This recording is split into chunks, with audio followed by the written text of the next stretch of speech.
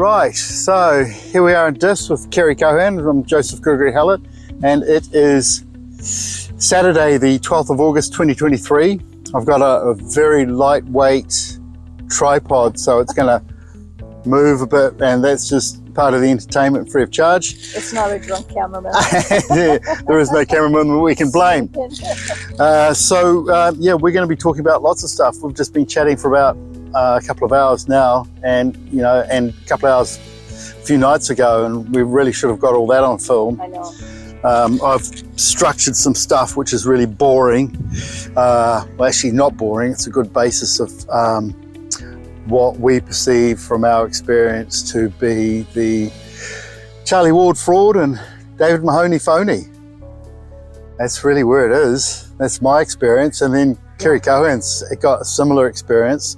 And then I've had other people closely associated with their team contacting me with their experience. And it's all getting a bit weird, like the whole Mahoney Charlie Ward thing has been a counterintelligence operation, and we've been in the middle of it as the targeted individuals. Oh, absolutely. It was kind of funny because I don't know if you remember, but you kind of dissed me. Well, I couldn't trust anyone. I actually ghosted everyone for like 2.5 years because I was so disappointed. And for me, it was so obvious that they were running a counterintelligence operation. And then it's only now, since I finished my 13 books, that I've had time to cognize it and write it down. And when I put it down onto charts, which look like this, and also another one like this, second one, and there's another couple to come. It was only then that I realized, these are ongoing frauds in progress that are really about demoting the truth and attacking anyone telling the truth and promoting people telling lies, which is Ward and Mahoney. And you've watched them now for 3 years without me, and you've got to see that they've actually offered you nothing, and they've ripped you off with fake coin currencies and absolutely fake stories and just a big bunch of lies. So I ended up with absolutely nothing out of it, and destroyed name by association with them. And it's basically a counterintelligence criminal empire that they're running, and they're covering up their previous crimes. They're all catch and release, which is when they've done a crime and they've been convicted of the crime and they're like banned from North America as Mahoney is, and they've done real estate frauds and drug trafficking, and they're getting promoted by counterintelligence. So I want to tell you my story of how I ended up meeting Dave Mahoney and Charlie Ward and all of those guys.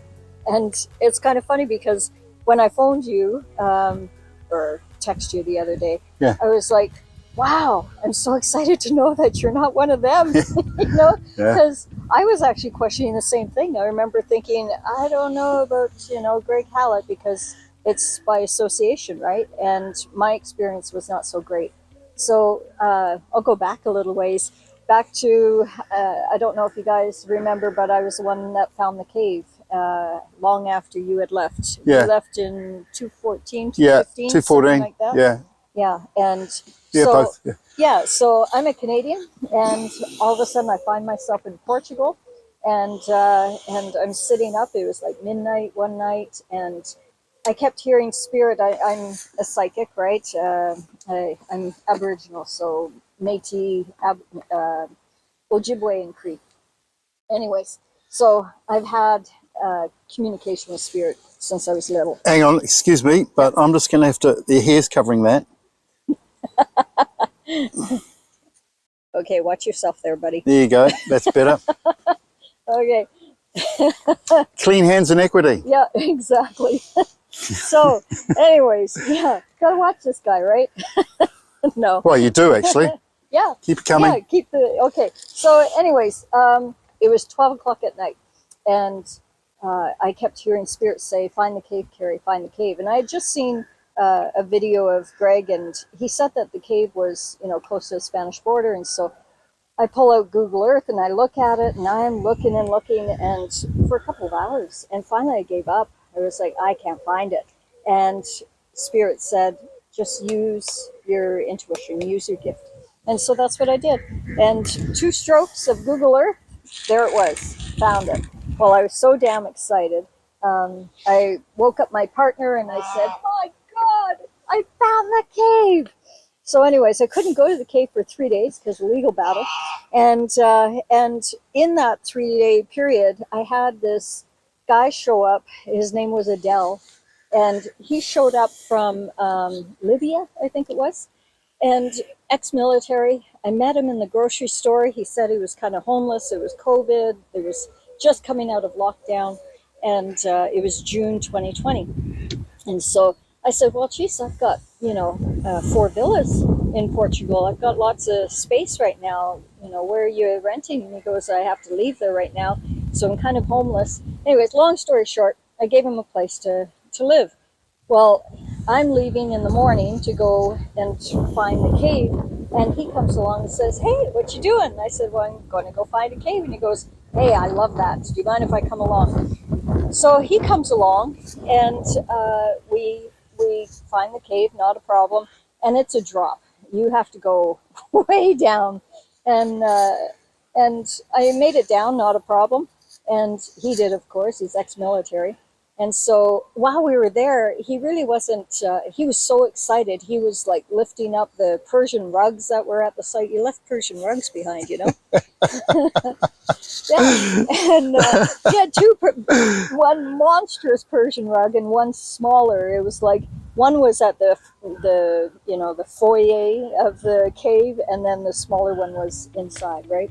Yeah. So anyways, we saw King carved in the sandstone, and it was like, yes, we found the cave. It was so exciting. So we got some pictures of that, and anyways, he started digging right away. He was like, "I think that there's something buried here, I think." And so he's going into the sandstone and stuff. I said, "Yeah, I have the same feeling." And so as I'm gathering up, I hear very clearly that I gotta take care of this stuff, and be the caretaker of it. So roll up it was in pieces, but the Persian rugs, and roll those up, and then took a big boulder, and it turns out it's one of the boulders from your weightlifting thing, and found the stick.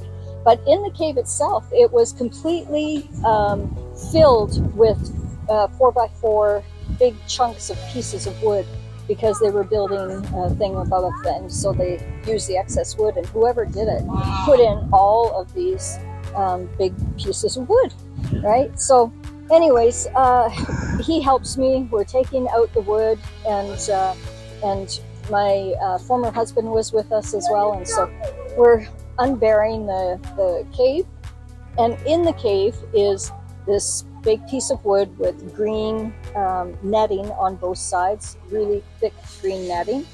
Yeah, that you used to use, for bodybuilding. Yeah, weightlifting. Yeah, weightlifting.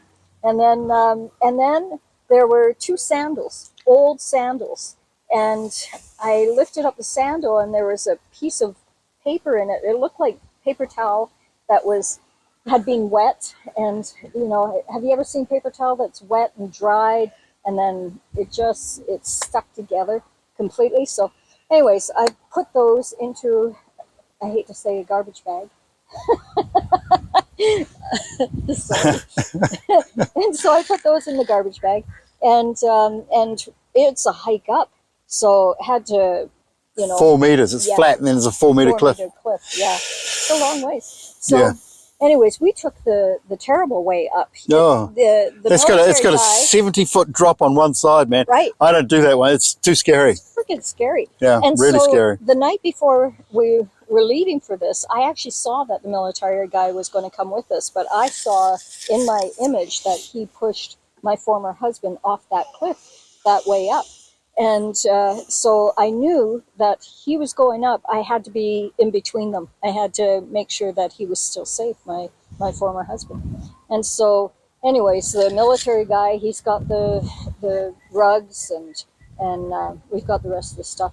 And we're looking down, and it's narrow. Like it is. It's literally that narrow. Yeah, it's probably about that. Yeah. And it's like that steep. Oh no, it's more. in Yeah, places. it's Okay, like- okay, yeah. And it's It's scary. it's really gritty. It's slippery. Yeah. It's slippery, gritty when well, it's dry. at some points it gets really narrow. Like you actually have to. It's actually drawn on the Rosicrucian cosmography, right? Yeah, But, that's yeah. the edge, right? Yeah, so I looked at that and I went, that's too hard. And then I found a 4 meter vertical drop, and I cut steps into this 4 meter That was vertical you. drop, and I stepped down there. because That was great. There was little steps and handholds. Yeah, I did that. Well, that makes sense. Yeah. So You anyways, took the scary way in.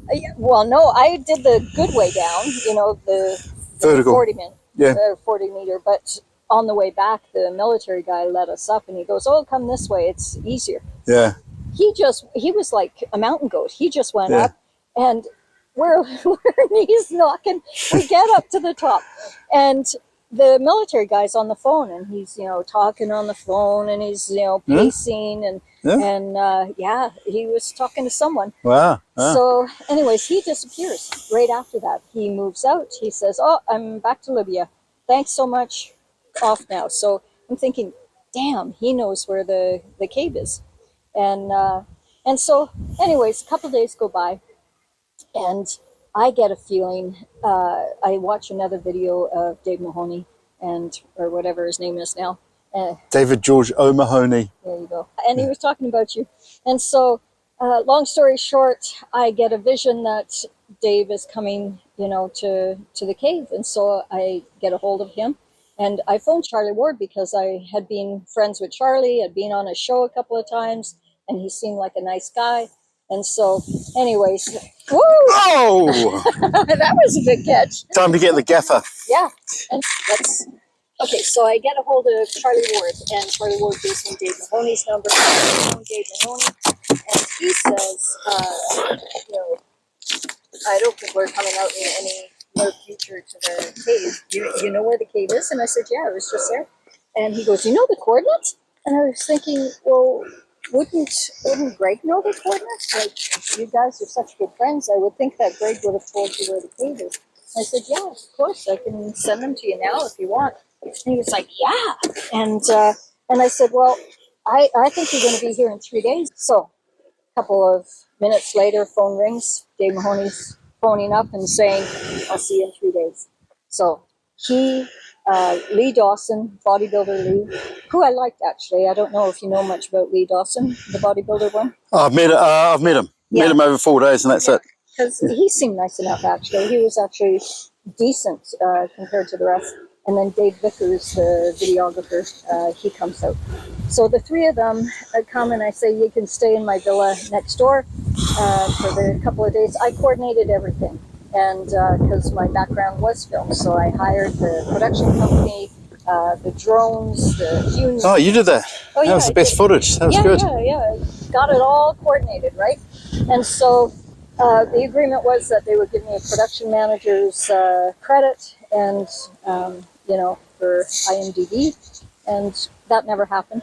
But, oh well. So anyways, it was a lot of work, and I got it all tickety-boo. The next day we went out to the cave, and they asked me to sit underneath the boardwalk. And so they pretended that they had just been out and found the cave. And I was like, what are they doing over there? They're talking, and they've got the drone above, and I'm hiding underneath a boardwalk. And I thought, there's something not right here. Oh, so you couldn't be seen by the... Couldn't be seen by the drone, really? I know where you right? are. Yeah. So anyways, they then come down, and they're looking down, and they went, you went down there? Are you kidding me? Yeah. They didn't want to go down. Yeah, Lee Dawson was shitting himself. Yeah. So anyways, I showed them the way. I led them the way. And it was funny because in the video they were like, we had to take Carrie. I was like, are you freaking kidding me? I was like a mountain goat going down there now. I've done it about 3 or 4 times. I know the route really well. And so anyways, down we go. We get to the cave. Now it's the fun part. So they were really excited. The king, carved, and they got lots of pictures, and all of a sudden Dave Mahoney starts to dig, and they pull out one of my shovels that I had brought, and they start digging, and I said, "Hey, Dave, what are you digging for?" And every time I ask him, I get this vision of that dried up white piece of paper, like paper towel that I had found last time I was there. And he goes, "Oh, nothing, nothing, you know." And I was like, "Okay." And so they're still digging. They can't find whatever they're looking for. And every time I asked, like I said, this image would pop in, and it was that white piece of paper. So I was excited because, oh, I forgot about this. So I turned around just then, and I was thinking, he's not telling me, he's not being upfront. That's interesting. So just then, I looked down, and there's this piece of the same paper, and it's just right down in front of me on the entrance of the cave.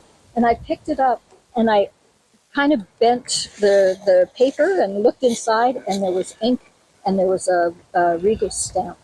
I was like, holy, you know, I swore. And I got so excited, I was just about to go, guess what? And I heard Spirit go, don't say anything. Put it in your backpack right now. And I was like, okay. I've learned over the years, I listen, right? And so I put that piece of paper into the backpack. And I could hardly wait to get home. I wanted to see what that thing was, right? Yeah. And so I got home. They were going out for dinner or something. And so I drove home, and I pulled out from that garbage bag the 2 sandals and the piece that I had found prior. So now there were 2 pieces and some little ones.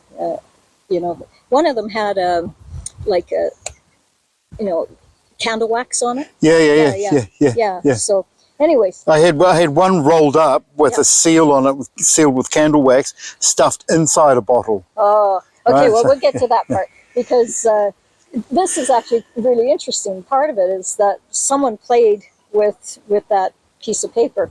So I've never steamed anything open before, and I didn't really know how to do it, but I got a pot, and because it was so hard and crusty that if I started to open it, it was not going to open. Just then, Dave Mahoney and the other 2, they pull it in, and they go to their villa. And so I put everything down, and I go next door. It's the Cold War, steaming open secrets. I felt like it was, you know, it was like Mission Impossible, right? Yeah. Found the cave. Anyways, so I go over, and I'm excited to tell them. I'm thinking, you know what, I'm going to tell them. And so Dave Mahoney's on the phone to his daughter, and he doesn't want to chat right now. He's like, just a second. And so I go in and speak to Dave Vickers. And Dave Vickers is the producer, photographer, all of that. He and I didn't get along. So so I say to Dave Vickers that, you know, I think I have what you guys were looking for. You were looking to unbury a piece of paper, right? And he goes, yeah. He's shocked.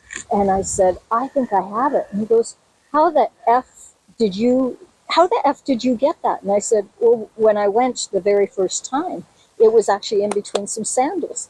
And he was like, fuck, you know, he was just livid. And he storms out of the villa. It's a beautiful summer's day. He storms out, and Dave Mahoney's going, I'll call you back, honey. Like, what the heck's going on? And I said, okay, I'm going to go and get it. And so as I have to walk around the branches and bushes and stuff, and out the driveway to my villa, and they're on the other side of these bushes, and I can hear, as I'm walking around, I can hear Dave Vickers, and he's like, she fucking has it. Oh, sorry, I shouldn't say that, but I'm just repeating his words, right? Not my words. No, not your words. Yeah, Dave Vickers' words. And he's like, she effing has it. And Dave Mahoney's like, no. And so I bring one of the pieces, the biggest piece, with me, and I said, yeah, this is it. And, you know, the seals were on the top, right? And so anyways, Dave Mahoney grabs it, and he starts trying to bend it. I was like, no, you don't do that, because you'll crack it, it'll break. And he goes, yeah, that's what we're looking for. So anyways, they're having beers, we're sitting down now, and he goes, I don't know what we're going to do. And I said, what do you mean? And I said, he goes, well, this is not right. This is not right at all, Carrie. this won't do at all. You know, you're going to have to lie. And or actually, he didn't say you're going to have to lie. Not yet. He goes, you're going to have to tell a different story. You're going to have to say that what we're going to do is we're going to put that piece of paper into a bottle, a wine bottle, because that's what's supposed to be out there. And then we're going to bury it, and we're going to fake this. And then, Really? yeah, oh yeah. Wow, this is new to me. Oh yeah, yeah. I haven't told you any of this. No. And this was a plan, right? And his plan. And so he says, and then we're going to bury it, and then we're going to film it, and we'll then open it up and go, whoa, look what we found! We found gold. And I said, I kind of paused and I looked at not Lee Hemington, that's funny. Lee Dawson. Lee Dawson. So Lee Dawson's to my right. It's a rectangular table. Lee's there, Dave Mahoney's across, and Dave Vickers is here. And I said, so you're asking me to lie? And both Vickers and Mahoney say at the same time, yes. And I was like, yeah, that ain't going to happen. Sorry, guys. And they got so aggressive. They really got aggressive. And Dave Mahoney slammed his fist on the table. He was like, this has to happen, because why are we here? This is just, effed. And they were starting again. And it got really tense. And I said, think of it this way, Dave Mahoney, not Vickers. Think of it this way, Dave, is that this story is really interesting, because don't you think it's an interesting story that a psychic hears a spirit that says, find the cave, find the cave, find the cave. She goes and finds the cave. She finds the paper. It's buried elsewhere. Yes, it was supposed to be in a bottle, you say, but now it's buried somewhere else. This is a mystery. How did it get there? This is really exciting. They were like, no, that's not, we came here to find that, and that's how it's going to be. And I looked over at Lee Dawson, and Lee, this was really intense for about 15 minutes, I'd say. And I was starting to get a little scared. I thought, I don't know these guys, and I don't know the value of that piece of paper, what they're willing to do to have that piece of paper, because, this is the king's deed of entitlement. This is the paper that proves that you are what? What is the use of it? Well, there's a discrepancy between the Portuguese Navy and the Portuguese municipals, which is like the councils. And that's the first 15 metres inland from the shoreline, and my cave was in that first 15 metres. So there's a dispute of ownership between the Portuguese Navy and the municipalities.